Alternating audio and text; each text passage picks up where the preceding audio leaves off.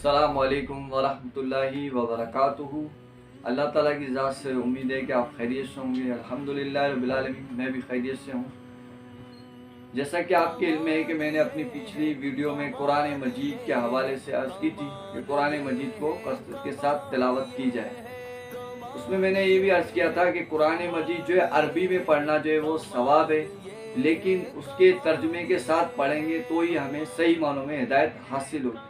तो इंशाअल्लाह रहमान आज कुछ हदीस और कुरान मजीद का तर्जुमा किस तरीके से किया जाए और कुरान मजीद का तर्जुमा अगर हम पढ़ेंगे तो इंशाअल्लाह रहमान हमें काफ़ी दीन और दुनिया की भलाइयाँ हमें नसीब होंगी और इंशाअल्लाह रहमान हमें सही मानों में हिदायत मिलेगी इंशाअल्लाह। तो हदीस पाक है कि हज़रत उस्मान रज़ी अल्लाह ताला अन्हु से मरवी है कि नबी अलैहिस्सलातु वस्सलाम ने फरमाया, तुम में सबसे बेहतर वो शख्स है जो कुरान सीखता और सिखाता है।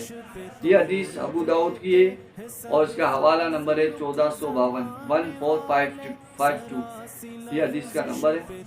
अब इस हदीस में फरमाया कि सारी मखलूक यानी प्यारे आका सल्लल्लाहु ताला अलैहि वसल्लम इरशाद फरमाए हैं कि सारी मखलूक में अगर कोई बेहतर शख्स है तो वो शख्स है जो कुरान सीखता और दूसरों को सिखाता है।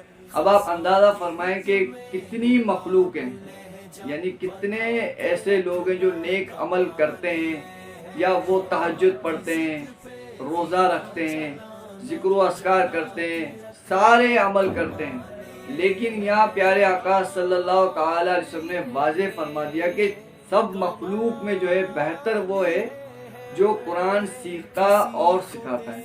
तो आइए अब हम कुरान मजीद की आयतों के हवाले से मैं आपसे अर्ज़ करूं कि बाज़ लोग जो है वो कुरान मजीद का तर्जुमा इसलिए नहीं पढ़ते हैं कि वो शायद समझते हैं कि कुरान मजीद का तर्जुमा हमारे लिए जो है मुश्किल है।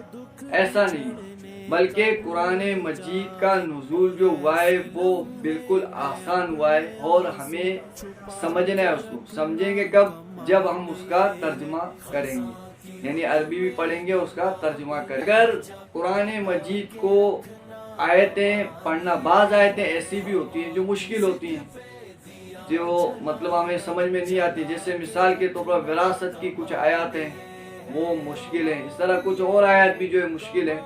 लेकिन कुरान मजीद सारी आयतें मुश्किल नहीं हैं। बाज़ आयतें जो है बिल्कुल वाज़ेह होती हैं कि जिसका तर्जुमा पढ़ेंगे तो आपको फ़ौरन समझ में आ जाएगा कि अल्लाह तबारक व ताला ने ये इरशाद फरमाकर, अल्लाह ताला का मकसद क्या है, ये इरशाद फरमाकर हमें क्या कहना चाह रहा है रब ताला। तो ये आयतें हैं। अब देखें मिसाल के तौर पर ये आयतें हैं कुरान मजीद की सबसे पहली जो सूरत हम पढ़ते हैं सूरह फातिहा।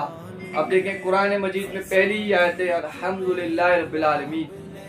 अब इसका तर्जुमा बिल्कुल आसान है कि तमाम खूबियाँ अल्लाह अज़्ज़वजल के लिए है, तमाम तारीफ अल्लाह अज़्ज़वजल के लिए है जो तमाम जहानों का रब है, यानी तमाम जहानों का रब है, बिल्कुल वाज़ेह। इसी तरह आगे फरमाया अर्रहमान अर्रहीम, बहुत मेहरबान और बहुत रहम करने वाला।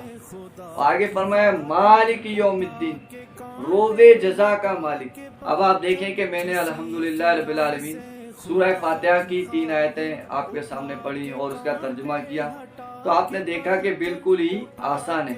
अब आप ये समझ रहे होंगे कि ये शुरू की सूरत है और ये जो इसका तर्जुमा आसान है तो इसीलिए मैंने पढ़ ली। तो ऐसा नहीं है, बल्कि अगर आप कुरान मजीद को कहीं से भी पढ़ेंगे तो इंशाअल्लाह रहमान आपको आसानी लगेगा। और कई, जैसे मैंने पहले ही अर्ज़ की है कि कुछ आयत ऐसी होती हैं जो मुश्किल होती हैं। अब आप देखेंगे मैं आपके सामने ही कुरान मजीद है। अब कुरान मजीद को मैं बीच में से खोल के कोई आयत पढ़ लेता हूँ।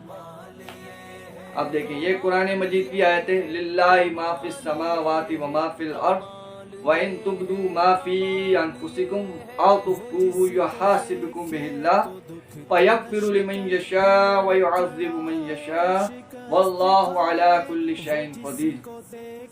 अब इसका तर्जुमा देखिए कितना आसान है कि अल्लाह ही का है जो कुछ आसमानों में है और जो कुछ ज़मीन में है, और अगर तुम जाहिर करो जो कुछ तुम्हारे जी में है या छुपाओ, اللہ تم سے اس کا حساب لے گا، تو جسے چاہے گا بخشے گا اور جسے چاہے گا سزا دے گا، اور اللہ ہر چیز پر قادر ہے۔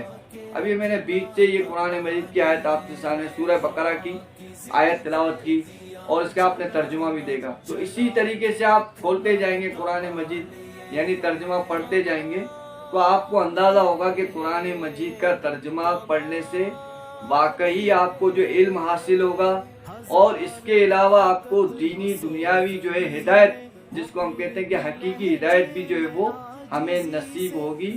اور اس پر اگر ہم نے ترجمہ کر کے اس قرآن مجید پر عمل کر لیا تو ہمارا دنیا اور آخرت میں انشاءاللہ بیڑا پار ہو جائے گا۔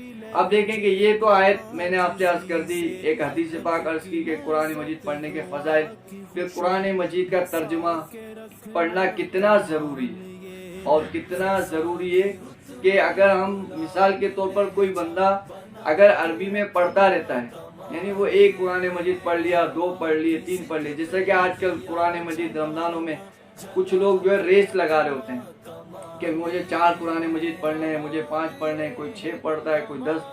تو یہ 10 قرآن مجید پڑھے آپ نے، اس کا آپ کو ثواب ضرور ملے گا، انشاءاللہ ثواب ضرور ملے گا۔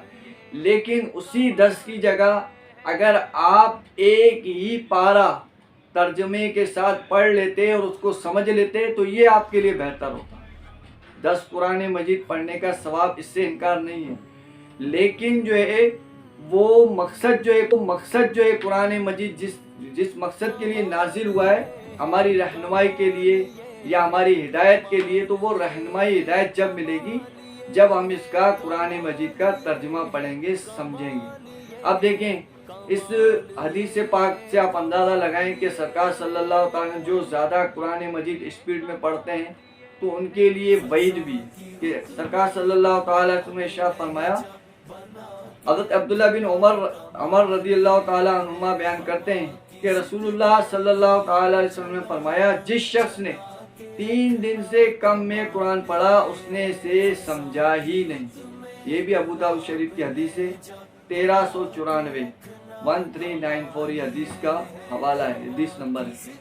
تو آپ دیکھیں کہ سرکار صلی اللہ علیہ وسلم خود یہ ارشاد فرما رہے ہیں، تو اس سے پتہ یہ چلا کہ قرآن مجید ہمیں پڑھنا ہے، بالکل پڑھنا ہے، کثرت کے ساتھ پڑھنا ہے، لیکن اس کو ترجمے کے ساتھ پڑھنا ہے۔ پھر آپ دیکھیں کہ آپ کے کتنے علم میں کتنا اضافہ ہوا، اور آپ کو کتنی رہنمائی دنیا اور آخرت کے حساب سے جو ہے مل گئی۔ اللہ تعالیٰ جو ہے ہمیں ان باتوں پر عمل کرنے کی توفیق نصیب فرمائے، اور ہمیں قرآن مجید ترجمے کے ساتھ پڑھنے کی توفیق نصیب فرمائے۔